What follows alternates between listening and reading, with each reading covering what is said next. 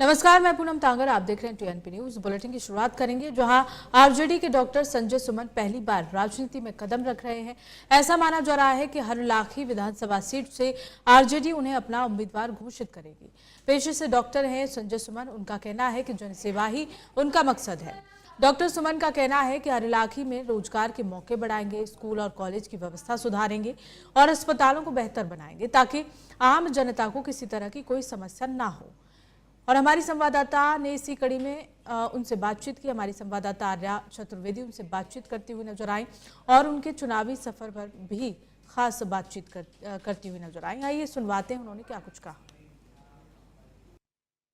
आज हमारी मौजूदगी है हरलाखी विधानसभा में और यहाँ पर एक खास शख्सियत से हमारी मुलाकात हुई। कहते हैं कि चुनाव लड़ने के लिए, नेता बनने के लिए किसी डिग्री की ज़रूरत नहीं होती है, लेकिन जब वेल एजुकेटेड इंसान लोगों के बीच आए तो जानना ज़रूरी हो जाता है कि क्या मुद्दे लेके वो जनता के बीच जाएंगे।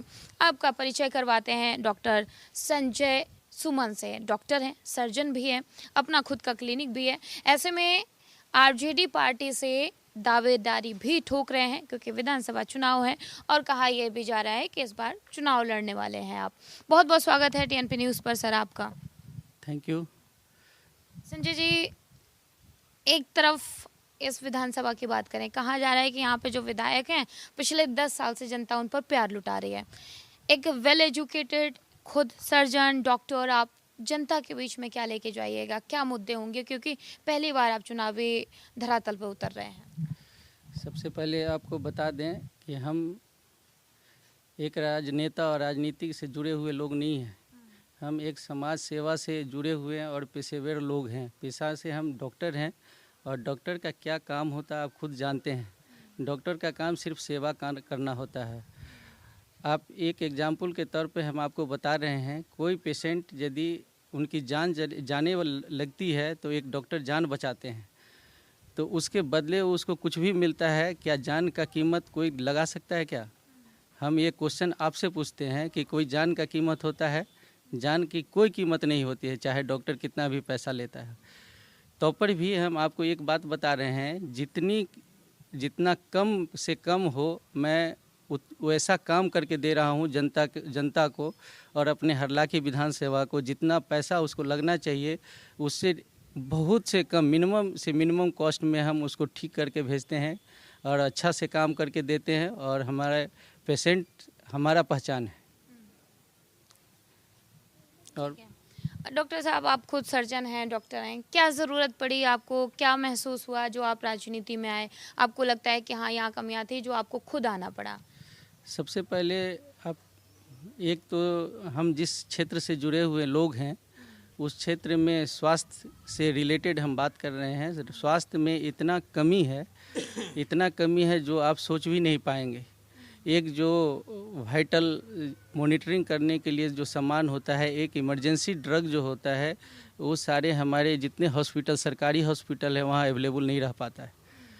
नहीं रहने के कारण इसमें बहुत सारा योगदान हमारे जनप्रतिनिधि का है। जो हमारे जनप्रतिनिधि अभी प्रेजेंट हैं, शायद उनसे पूछेंगे कि जनप्रतिनिधि का स्पेलिंग क्या होता है, वो बता नहीं पाए आपको। तो आप खुद सोच सकते हैं कि हमारे हरलाखी विधानसभा का भाग्य क्या है और भाग्य क्या हो सकता है। ऐसे में परेशानी बढ़ सकती है और लोगों का, हम लोग को परेशान बढ़ सकते हैं। आज तक वो विधानसभा में एक भी क्वेश्चन नहीं उठा पाए हैं आज तक कि हमारे क्षेत्र में क्या कमी है, क्या नहीं है और क्या समस्या है। उस समस्या के बारे में आज तक वो विधानसभा में बोल नहीं पाए। तो आप समझ सकते हैं कि हमारे विधानसभा जो है और उस क्षेत्र के लोगों का क्या, मतलब उनके सीने में क्या जल रही होगी।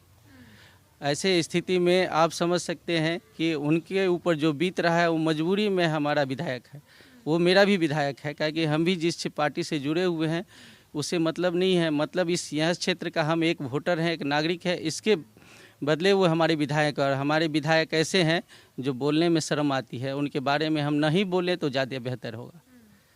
ठीक है संजय जी, डॉक्टर संजय सुमन जी, अगर आपसे पूछा जाए कि अगर आप पर जनता प्यार लुटाती है, आपको अपना प्रतिनिधि चुनती है, क्या करिएगा यहाँ की जनता के लिए, इस विधानसभा की जनता के लिए? सबसे पहले जिस क्षेत्र से है उसमें मेरी महारत हासिल है, मैं उस पर फोकस करूँगा। सबसे पहले स्वास्थ्य पे फोकस करूँगा, स्वास्थ्य को बेहतर बनाऊँगा।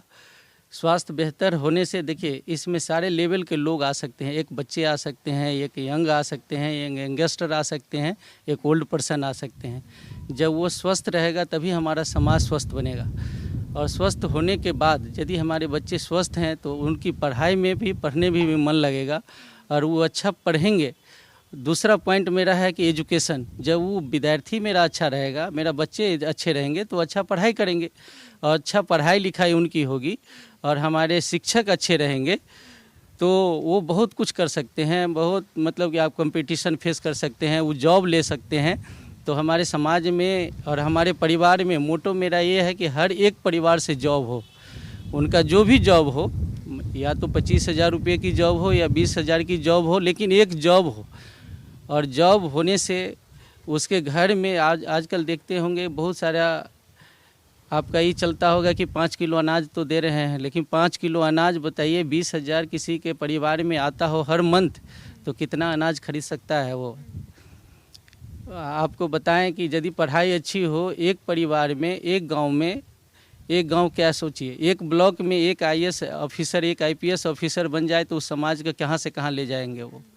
तो हमारा ध्येय उस पे है कि एक IAS ऑफिसर हमारे समाज से हो, उस ध्येय पे है कि हमारे समाज से एक डॉक्टर हो, उस ध्येय पे मेरा ध्येय वहाँ है जो एक अच्छा इंजीनियर बने, जो हमारा इंफ्रास्ट्रक्चर को अच्छा रखे। आज रोड बन जाते हैं, यहाँ के जो भी बनवाते हैं हमारे सरकार बनवाती है, तो सरकार की वो जो गुणवत्ता होने चाहिए, जो बनना चाहिए, वो नहीं मिल पाता।